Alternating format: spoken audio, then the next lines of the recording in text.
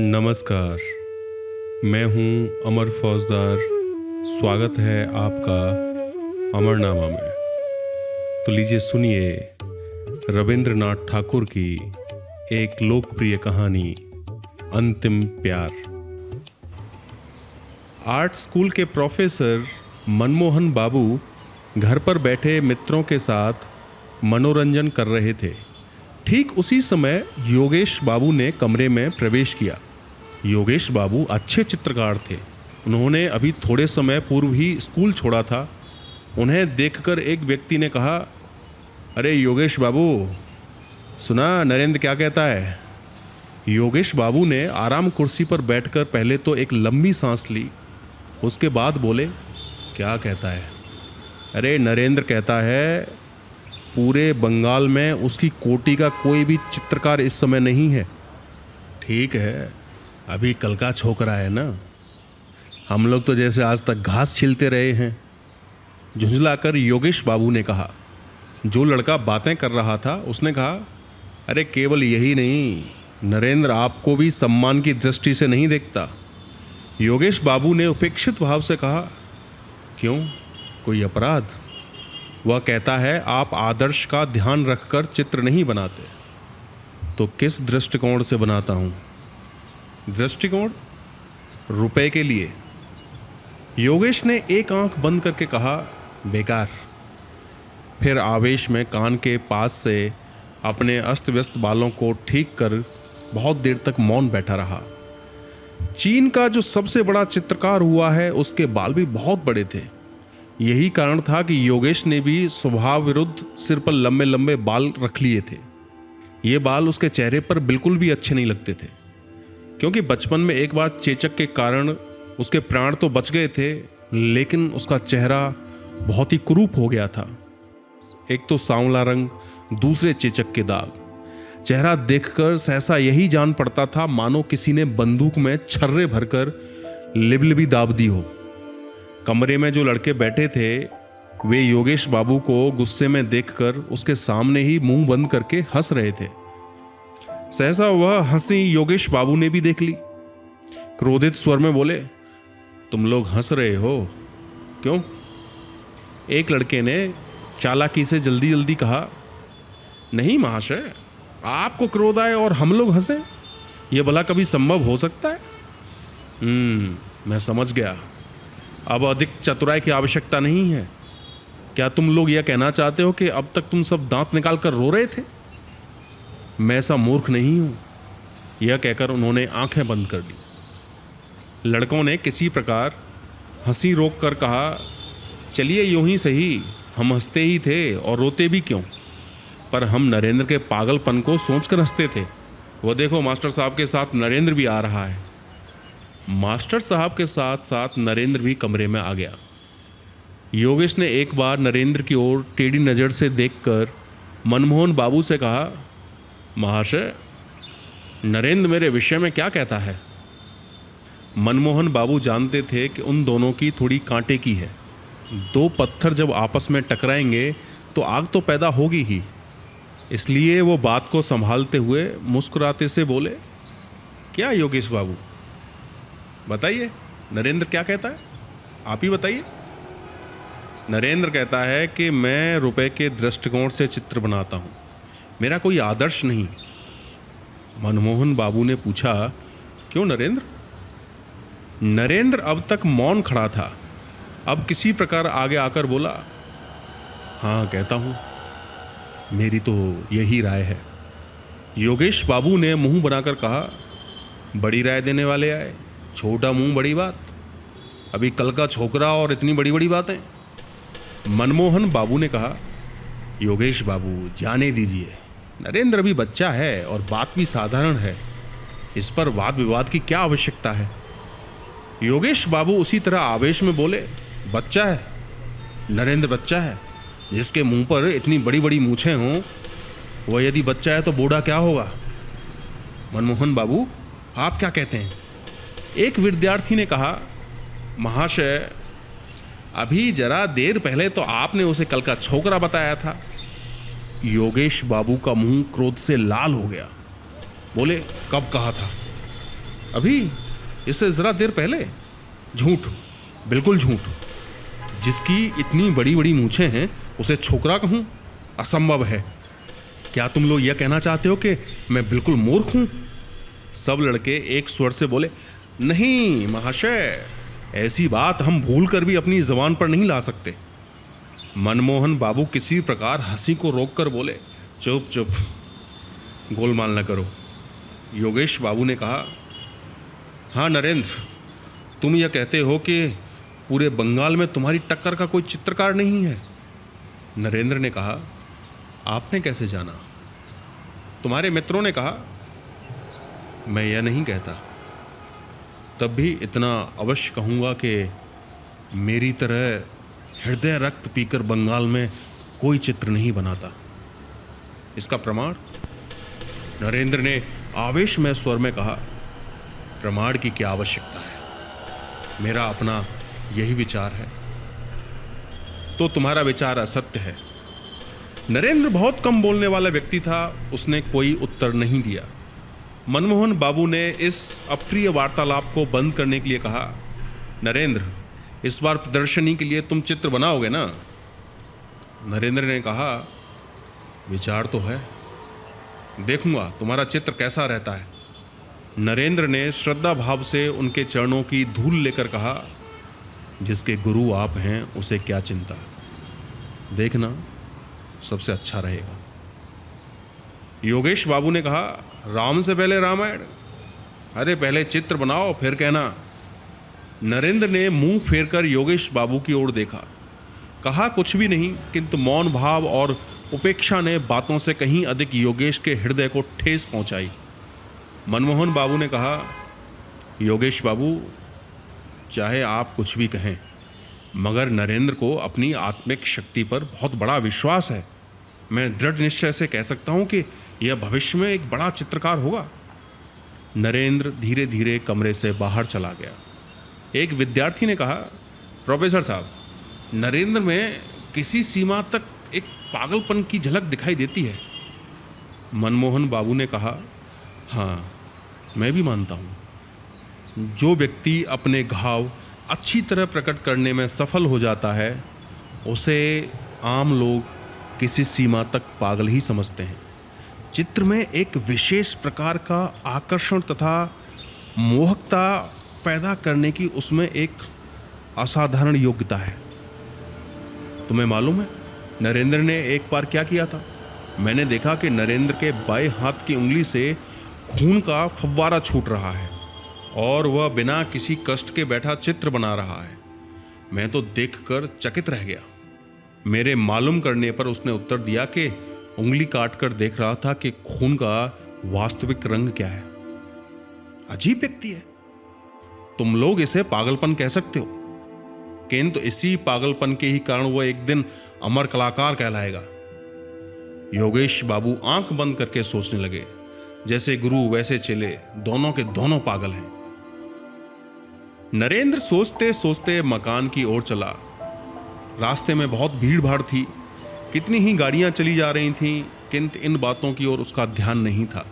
उसे क्या चिंता थी? संभवतः इसका भी उसे पता न था।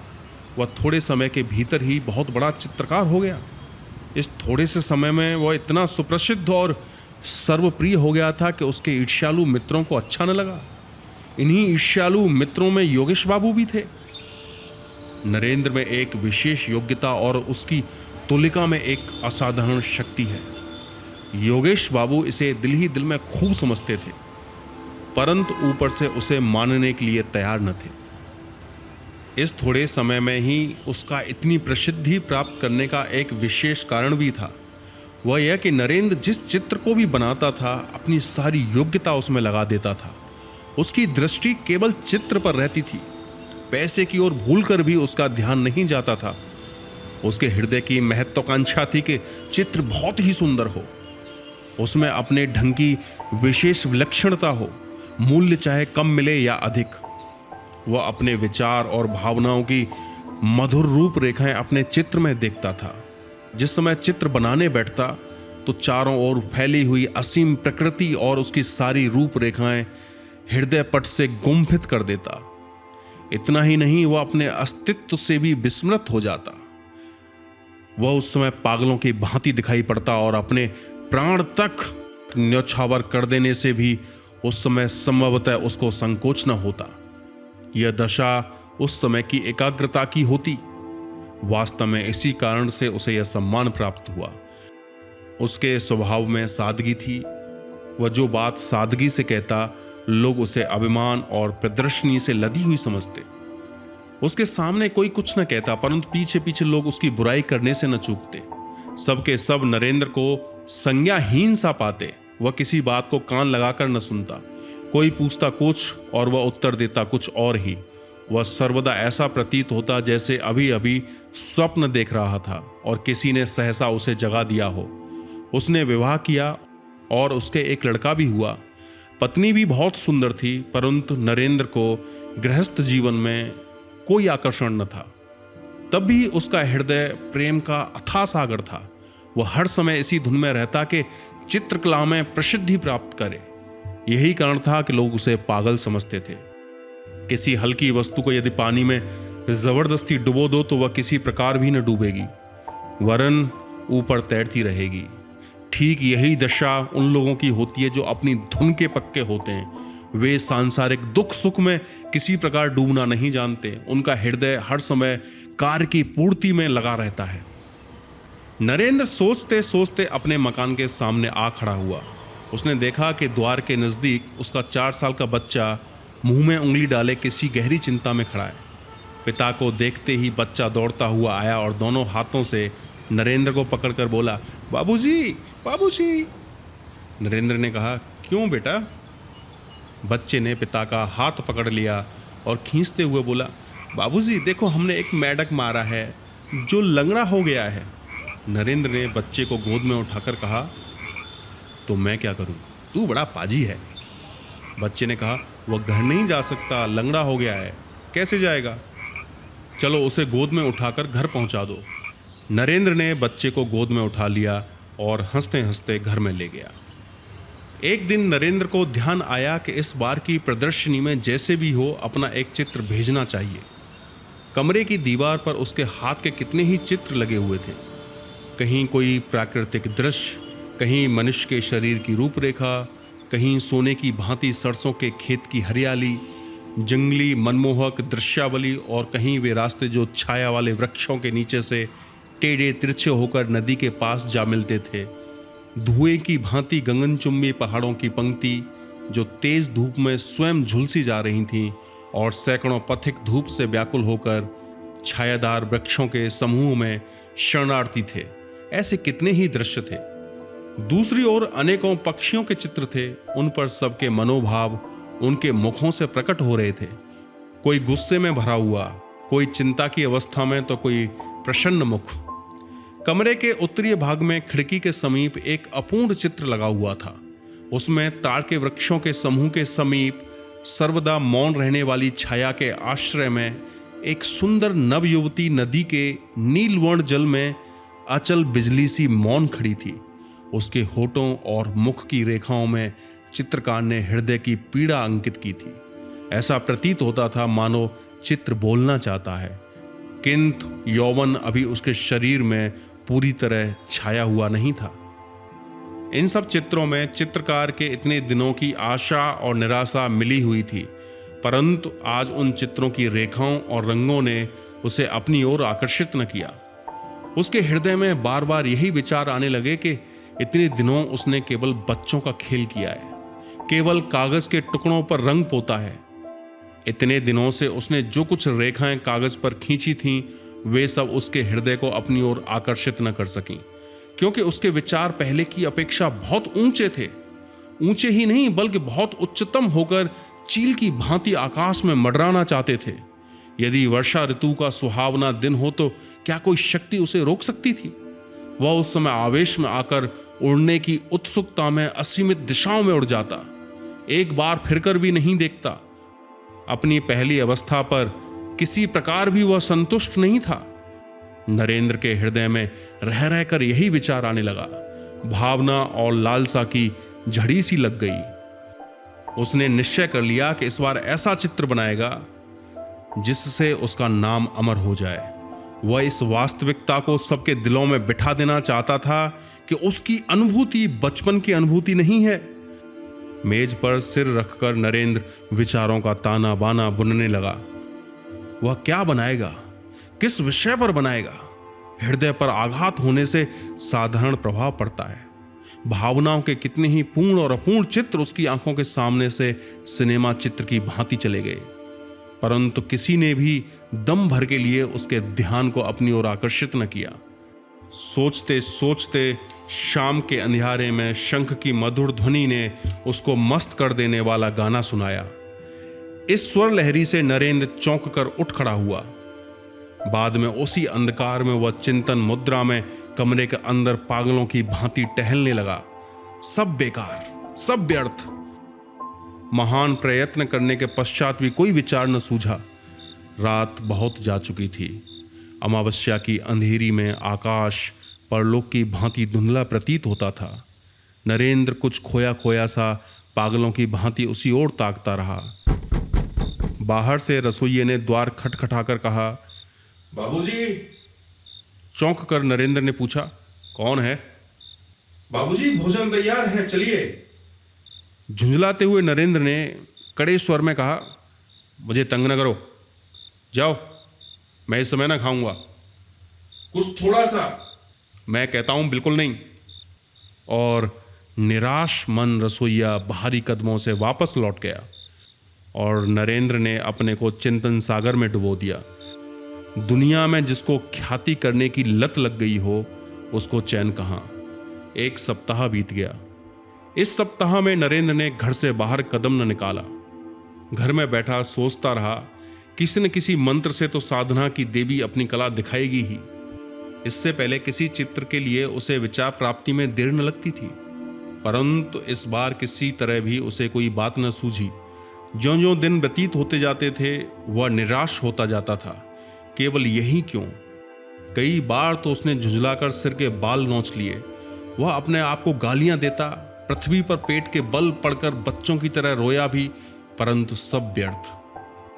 प्रातःकाल नरेंद्र मौन बैठा था कि मनमोहन बाबू के द्वारपाल ने आकर उसे एक पत्र दिया। उसने उसे खोलकर देखा। प्रोफेसर साहब ने उसमें लिखा था, प्रिय नरेंद्र, प्रदर्शनी होने में अब अधिक दिन शेष नहीं है। एक सप्ताह के अंदर यदि चित्र न आया तो ठीक नहीं। लिखना तुम्हारी क्या प्रगति हुई है और तुम्हारा चित्र कितना बन गया है। योगेश बाबू ने चित्र बना लिया है, मैंने देखा है, सुंदर है, परंतु मुझे तुमसे और भी अच्छे चित्र की आशा है। तुमसे अधिक प्रिय मुझे और कोई नहीं। आशीर्वाद देता हूं तुम अपने गुरु की लाज रख सको। इसका ध्यान रखना।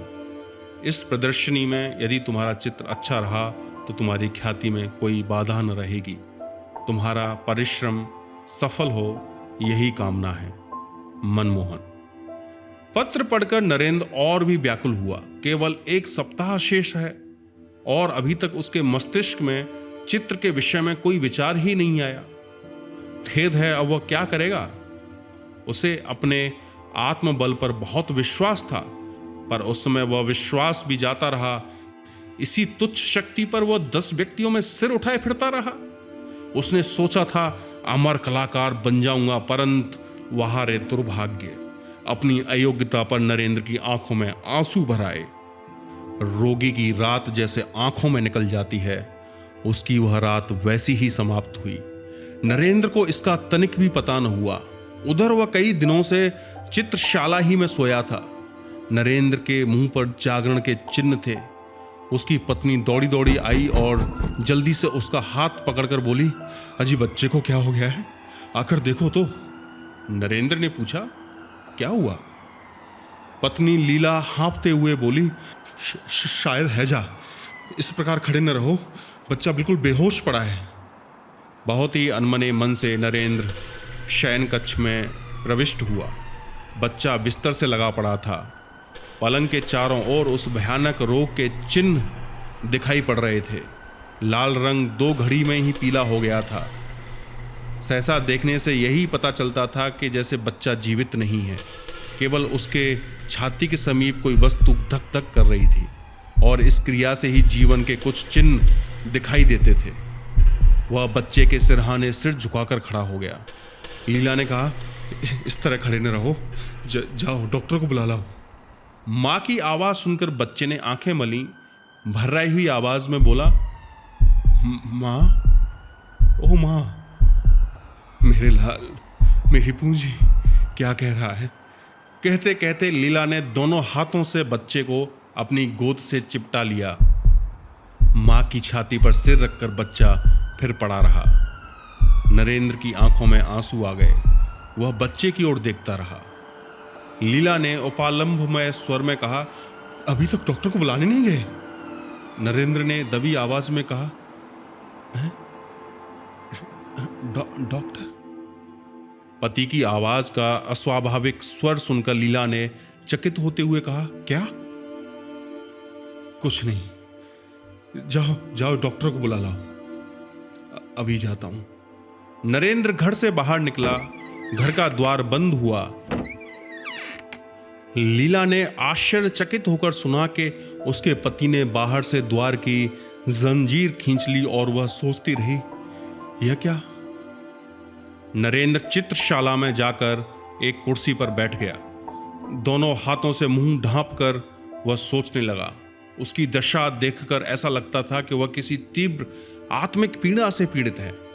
चारों ओर गहरे सूनेपन का राज्य था। केवल दीवार लगी हुई घड़ी कभी न थकने वाली गति से टिक टिक कर रही थी और नरेंद्र के सीने के अंदर उसका हृदय मानो उत्तर देता हुआ कह रहा था, धक धक। संभवतः उसके भयानक संकल्पों से परिचित होकर घड़ी और उसका हृदय परस्पर कानाफूसी कर रहे थे। सहसा नरेंद्र उठ खड़ा हुआ। संज्ञाहीन अवस्था में कहने लगा, क्या करूं? ऐसा आदर्श फिर न मिलेगा, परंतु वह तो मेरा पुत्र है। वह कहते कहते रुक गया।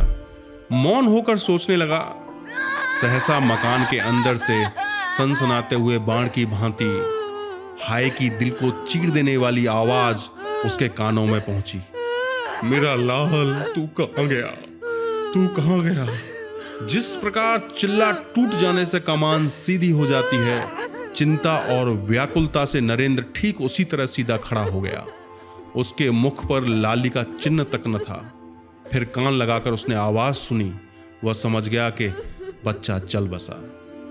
मन ही मन में बोला, भगवान तुम साक्षी हो, मेरा कोई अपराध नहीं। इसके बाद वह अपने सिर के बालों को मुट्ठी में लेकर सोचने लगा।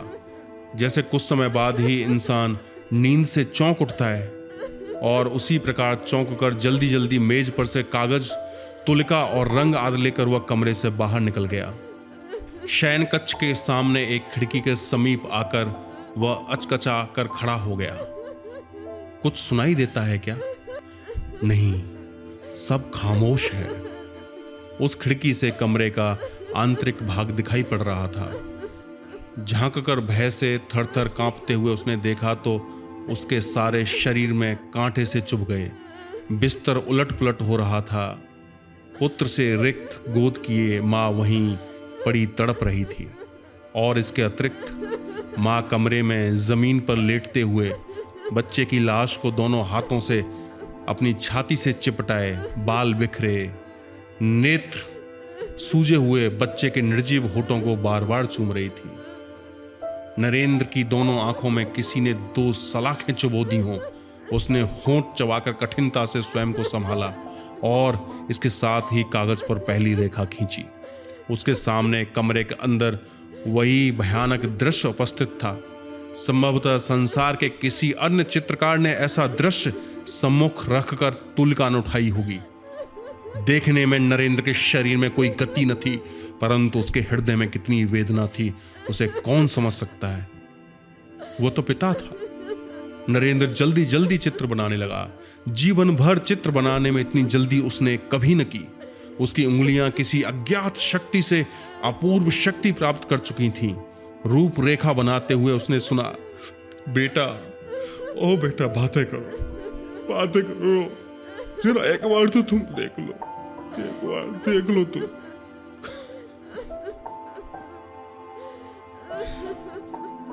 नरेंद्र ने बिल्कुल मौन स्वर में कहा, उफ, यह सहा नहीं जाता, उफ, यह असहनीय है। और उसके हाथ से तुलिका छूटकर जमीन पर गिर पड़ी। किंतु उसी समय तुलिका उठाकर वह पुनः चित्र बनाने लगा। रह रहकर लीला का छाती फाड़कर रोना उसके कानों में पहुंचकर उसके हृदय को छेड़ता, रक्त की गति को धीमी करता और उसके हाथ स्थिर होकर उसकी तुलिका की गति को रोक देते। इसी प्रकार पल पर पल बीतने लगे। मुख्य द्वार से अंदर आने के लिए नौकरों ने शोर मचाना शुरू कर दिया था, परंतु नरेंद्र मानो इस समय विश्व और विश्वव्यापी कोलाहल से बहरा हो चुका था। वह कुछ भी न सुन सका। इस समय वह एक बार कमरे की ओर देखता और एक बार चित्र की ओर, बस रंग में तुलिका डुबोता और फिर कागज पर चला देता। वह पिता था, परंतु कमरे के अंदर पत्नी के हृदय से लिपटे हुए मरे बच्चे की याद भी वह धीरे धीरे भूलता जा रहा था। सहसा लीला ने उसे देख लिया। दौड़ती हुई खिड़की के नजदीक आकर दुखित स्वर में बोली, क्या डॉक्टर को बुलाया आपने? डॉक्टर को जरा एक बार आकर देख लेते तो। मेरा बेटा जीवित है या नहीं? ये क्या चित्र बना रहे हो? चौंक कर नरेंद्र ने लीला की ओर देखा। वह लड़खड़ाकर गिर रही थी।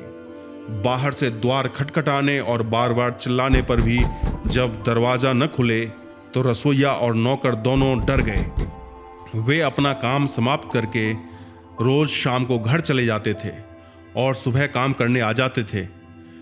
हर रोज लीला या नरेंद्र दोनों में से कोई न कोई द्वार खोल देता था।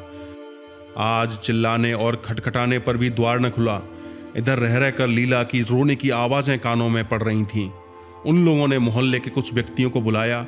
अंत में सबने सलाह करके द्वार तोड़ डाला। सब आश्चर्यचकित होकर मकान में घुसे। जीने से चढ़कर देखा कि दीवार का सहारा लिए दोनों हाथ जंघाओं पर रखे नरेंद्र सिर नीचा किए हुए बैठा है। उनके पैरों की आहट से नरेंद्र ने चौंक कर मुंह उठाया। उसकी आंखें खून की भांति लाल थीं। थोड़ी देर पश्चात वह ठहाका मारकर हंसने लगा और सामने लगे चित्र की ओर उंगली दिखाकर बोल उठा, डॉक्टर, डॉक्टर, मैं अमर हो गया, मैं अमर हो गया, अमर। दिन बीतते गए। प्रदर्शनी आरंभ हो गई। प्रदर्शनी में देखने की कितनी ही वस्तुएं थीं, परंतु दर्शक एक ही चित्र पर झुके पड़ते थे। चित्र छोटा सा था और अधूरा भी। नाम था अंतिम प्यार। चित्र में चित्रित किया हुआ था एक माँ अपने बच्चे के मृत शरीर को हृदय से लगाए अपने दिल के टुकड़े के चंदा से मुख को बार बार चूम रही है। शोक और चिंता में डूबी हुई माँ के मुख, नेत्र और शरीर में चित्रकार की तुलिका ने एक ऐसा सूक्ष्म और दर्दनाक चित्र चित्रित किया कि जो देखता उसी की आंखों में आंसू निकल पड़ते। चित्र की रेखाओं में इतनी अधिक सूक्ष्मता से दर्द भरा जा सकता है, यह बात इससे पहले किसी के ध्यान में न आई थी। इस दर्शक समूह में कितने ही चित्रकार थे। उनमें से एक ने कहा, देखिए योगेश बाबू, आप क्या कहते हैं? योगेश बाबू उस समय मौन धारण किए चित्र की ओर देख रहे थे। सहसा प्रश्न सुनकर एक आंख बंद करके बोले, यदि मुझे पहले से पता होता तो मैं नरेंद्र को अपना गुरु बनाता। दर्शकों ने धन्यवाद, साधुवाद और वाह वाह की झड़ी लगा दी, परंतु किसी को भी मालूम न हुआ कि उस सज्जन पुरुष का मूल्य क्या है जिसने इस चित्र को चित्रित किया है। किसी प्रकार चित्रकार ने स्वयं को मिट्टी में मिलाकर खून से इस चित्र को रंगा है। उसकी यह दशा किसी को भी पता नहीं हो सकती।